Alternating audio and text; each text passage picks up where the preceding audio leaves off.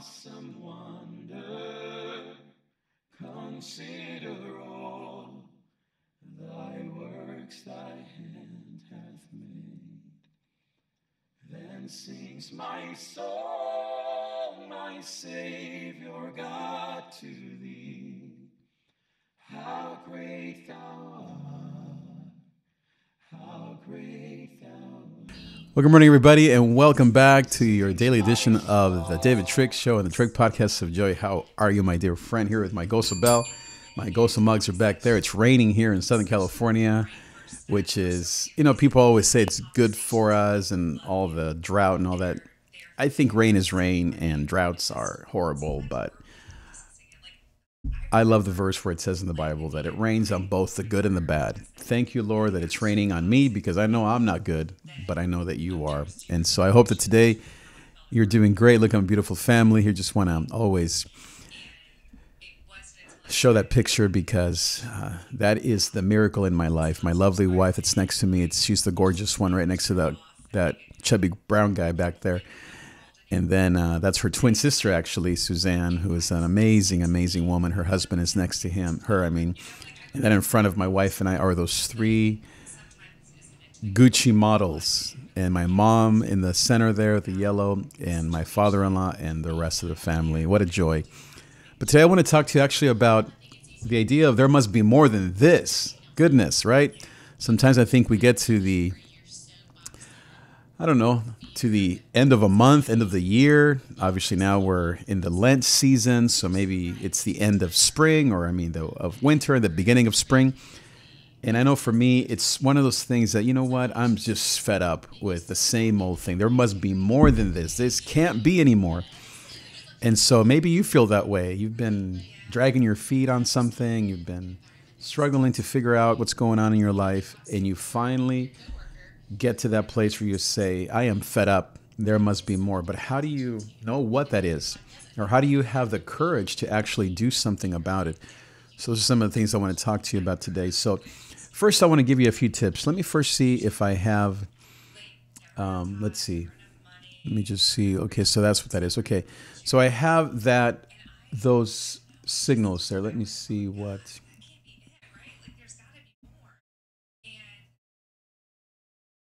I wanted to put it in a slide, but I think I'll just leave it like that. So let me just read off of it and give you some of my thoughts. So first of all, I was listening to this podcast, and I love something that they said, a statement that was really clear to me. She said, your life doesn't have to be this way. Your life doesn't have to be this way. I think that's the first thing I want to tell you. Your life doesn't have to be this way. If you are at a place where your body is telling you this is not good, where your mind, you just can't figure out the future, your emotions are just all over the place, you need to understand that your life doesn't have to be this way. You need to stop living a miserable life. Just a few days ago, I was telling somebody something about pain, and I said, well, you don't have to be this way. And he said to me, you mean I can be pain-free? I said, yes, you can be pain-free. And that's such a liberating thought sometimes that I know I need to hear, because if you're like me, I get stuck. You might get stuck in this place of being loyal and being maybe a procrastinator, letting life happen. Now, where is God in all of this? Do we not trust God? I would say that for me, that's actually the lesson underneath all of this stuff. I need to trust God. Even when I say finally, because this has happened to me many times before, even when I say enough is enough, there's got to be more than this. This can't be it. Immediately, I have to actually trust God even more. So don't think that because you're fed up with life and you're ready to do something and take action that you're going to trust God less. It's the opposite. Because the minute that you step out in faith, you're going to have to trust God for your finances, your ego, your opportunities. Every area of your life is going to be tested. So you're going to have to trust God even more. So don't think that just because you're taking matters into your own hands that you don't have to trust God at all. You have to trust Him even more. Number 2 is ask yourself, when does my life feel happy? So number 1 is your life doesn't have to be this way. Number 2 is when does my life, not where, but when does my life seem happy? For me, every time that I risk, create, whenever I'm in the possibility, I feel at home. Years ago, when I was unemployed, you would think that was the worst of times for me. And honestly, it was for my beautiful wife because she had to look at the bills every month. I was in my, I wasn't ignoring that. I knew exactly where our finances were, but I was consumed trying to make more money than even I was making a year before when I was employed. And so because I was in the possibilities and in my creative genius, I was loving life, recording videos, doing podcasts. It didn't work. I had to go and I ended up having to go work at a insurance company selling solar panels, not insurance, but at a Solar City place. And then God used that to get me to where I am now. But I was at my best. I am at my best when I am creating, not when I'm managing or just fixing things. That's the worst that you can do to someone like me. You have to know, when are you at your happiest? What makes you feel alive? What makes you come alive? And use words like when I am taking risks, or maybe you might want to say when I am managing details. Maybe you want to say when I'm creating new opportunities, or perhaps for you it's the opposite, when I am keeping things safe and sound. None of them, one is not better than the other, nor is one worse than the other. That's just how God made all of us. He made us all unique, and He made us for a purpose. So you have to know, when does my life feel the happiest? Number 3 is, when have you seen God show up for you? When have you seen God show up for you? Look back in the last maybe just even 24 months. What were the moments when God came alive to you? Because one of the things that I really struggle with and face all the time is that I don't always see God in the way that I want to see Him. I want to see God, I think maybe we're all this way, surprise me. And I don't always see the miracles that people talk about. So I end up just doing things on my own or playing it safe because maybe I don't trust God enough to see miracles. Maybe it's all my fault. Maybe I'm so in my head seeing only my possibilities that I'm missing out on God's possibilities. So ask yourself, when have you seen God show up in your life? For me, it's easy. It's when I take risks. When I am in a place of creating and not of managing. When I'm in a place where I have to actually do something new and adventurous and risky. I've seen God show up every time. I'm not saying that I've made money or that I've succeeded. If you really think about it, and I was thinking about this today, everything that I feel like I've taken a risk in really has failed. And that's, I don't know what to think about that except to persevere. When I started my show, when I did podcasting, live streaming, media company, I mean, you name it, Beats. None of these adventures has made me wealthy, has made me really pop and become famous or popular or connect with a lot of people and serve a lot of people. It's been very, very minimal gains, very small wins. And I often think maybe that's my lot in life, to make an impact, a great impact in a few people. And I can almost crave that. I think if I had both, I would be happy. But I've seen God show up mostly I would say I haven't seen God show up in the ways that I expected to. And so some parts of me says, well, what's the point of risking again? If God isn't going to show up, if He hasn't shown up in 50 years, why is He going to show up now? And I know that He's been there, but I know how I want to see God. But perhaps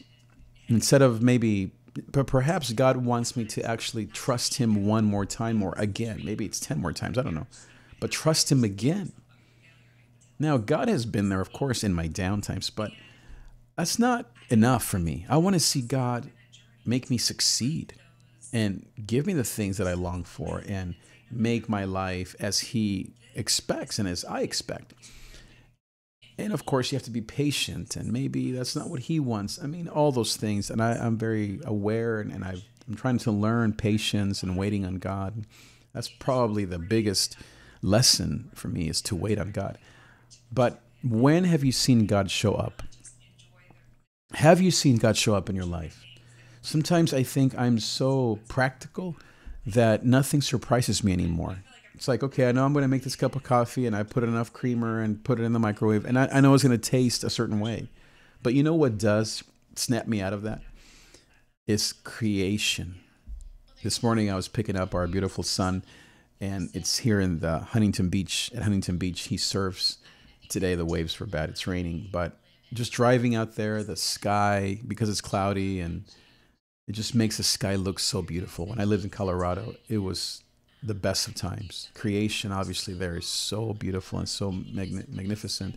There was actually a park, I remember, next to our house, or close, called, wow, I forget now. Was it Magnificent Park? Something along those lines. I forget right now, but it was something about how magnificent just the view is in that area.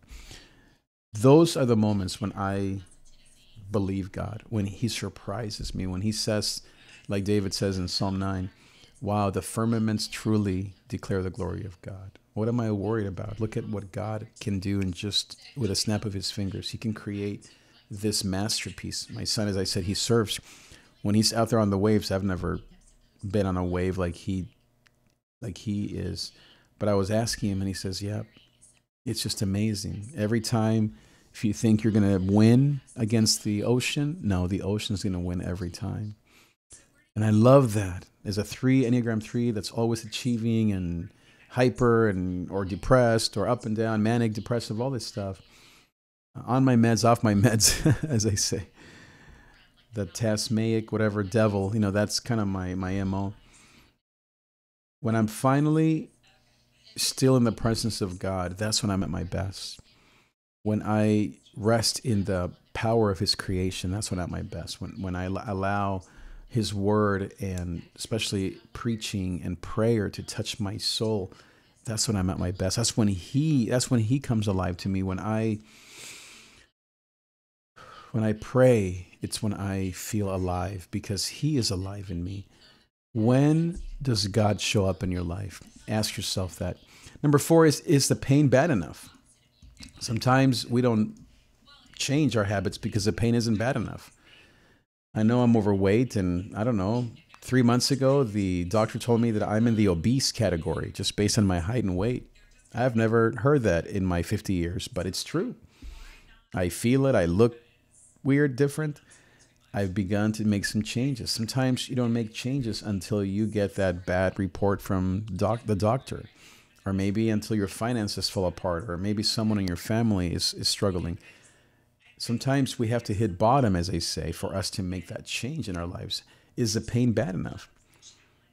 Maybe you have to wait or till the pain is bad enough, or maybe you have to admit that the pain is bad enough now, and it's time to do something. And then the last step that is really important here is, what is the life you want to live? What is the step towards that? What is the kind of life that you want to live? Instead of comparing yourself to others, which I do all the time, instead of being jealous of all these big churches, which I do all the time, instead of being jealous and envious of these pastors my age or younger who are leading the kind of church that I want to lead, that are thriving, instead of being jealous or envious or comparing myself to them, what if instead I do something about it? And so what is the life you want to live? And what is the step towards that? What is the life that you want to live? What does it look like? How much money? What kind of rest and peace of mind do you want to have? Do you want to live somewhere differently? Do you want peace and quiet? A lot of people, maybe I'm surprised by this, I am. They don't really long for more success as far as big and more money or more material things, which is what I long for. But they long for peace and quiet. And their lives must be so filled with stress and anxiety that they really, what they want the most is to be happy, as in internally. Maybe it's just kind of a different way of looking at it. Maybe us immigrants, we want to climb the ladder. And maybe those who are natives, I don't know, this is an overgeneralization perhaps, they actually want to, let's see, I don't know how to go down here. They want to actually have less and live a simpler life. I don't know if it's something that's just a millennial thing, or I think it's just as I said, a native thing. I don't really know. Maybe it's just a personality type, an Enneagram thing. I know for me, I don't want peace and quiet. I want more. But many people I meet, they want less. It doesn't really matter. I don't think one is better than the other. For me, having less isn't peaceful, isn't happiness. But for you, it might be. But the point is, what is the life you want to live? What is success to you? What is happiness? What is peace? Is it being married to the man of your dreams? Is it a house? Is it a relationship with God? Is it your family? Is it health? I mean, I don't know. It could be all those things. I heard a guy talk about the 5 M's as far as what motivates us: money, mating, mastering, movement. I forget what the 5th one is. These are the things that, maybe it's just 4, that motivate all of us. Maybe the 5th one is to relax. That's not with an M, but maybe it's to mill around. You know, for me, definitely is mastery. I want to be the best. And then, material things. So maybe that was the 5th one. Material things. I want external success, and I want to be the best. But what is your motivation? It might be that you want to, as I said, live a peaceful life and be stress-free. So what is the life you want to live? What is a step towards that? So for me, as I've said, I know what I want. Now, what are the steps that I want to take, need to take? Well, I need to be exploring what else is out there to do. I always see it more as a combination of things. Like, instead of just doing one thing or two things, especially these days with so many opportunities, I think all of us need to be doing like 3 or 4 things. You can't just put all your eggs in one basket. I mean, it depends on your stage of life. But for me, I know it's about complexity. I want more complexity, more opportunities, more interaction with people, more creativity. So you want to be clear on what you want, and then what are you going to do about it? Give it a try. I heard someone say this podcast, it may not work, but wow, what if it does? Why not craft the life that you want? There are no guarantees. I was writing here some of my notes. There are no guarantees, but no guarantees to where you're at now. Who's to say that your current job isn't going to just disappear in like a year? Who's to say maybe your current job is going to blow up and you're going to be a millionaire, or you're going to have the peace and quiet that you long for, whatever it is that you want. The point is, there aren't any guarantees. There are no guarantees on your health, on how long you'll live, on how well you're going to live, on how strong you feel. I'm going to be 50 in just a few weeks. I don't have time to just see what happens. I want to make these next 10, 20 years of my life count and live healthy and live happy. And I know what happiness means to me. It's different than you, might be different than me, but we all need to be clear on what happiness looks like and move towards that, even if it means risk. Actually, it'll always mean risk, adventure, and most of all, faith in God. Be clear on what you want. Give it a try. It may not work, but as you know, because we know how God and life works, even if something doesn't work, it's going to lead you to the next thing that will. As I said, I love to coach people. If you want to try my new coaching program, it's only $1 a day. You simply go to davidtrigg.com/free coaching. Free coaching, davidtrigg.com/free coaching. Let me put that here somewhere. Well, I guess let me just put it here really quick while we're at it. Might as well. Let's see here. davidtrigg.com/free coaching. So let me do a few things here, some admin stuff, and you'll be able to see all of the information right there on your screen. Okay, I think that should be, it's kind of small, but let's make it a little bit bigger. There we go. But here's the thing. Do something about it. What are the steps? Send me an email, trigg@davidtrigg.com. Maybe I can, if anything, just be a sounding board to you. And if you would like to sign up for this free coaching program, it's free for the first 20 minutes, free coaching call. And then after that, it's just $1 a day to get free coaching, someone to bounce things off. We can just maybe collaborate on kind of what you are looking to do with your next steps. Make sure that you like, subscribe. Make sure you come over to YouTube. That's where all of the goodies are. The free coffee and donuts are over at YouTube or on Twitch are my two platforms. I'm nowhere else, even though I'm streaming to Facebook and Periscope. I'm actually on Periscope a little bit. But if you are anywhere but on those platforms, if you're on Facebook especially, come over to YouTube. That's where all the goodies are. That's where the fresh coffee and yummy donuts are. Thanks so much for watching. Make sure you like, subscribe, comment. I will see you next time. Oh, by the way, tonight, 8 p.m. in Spanish. Thank you.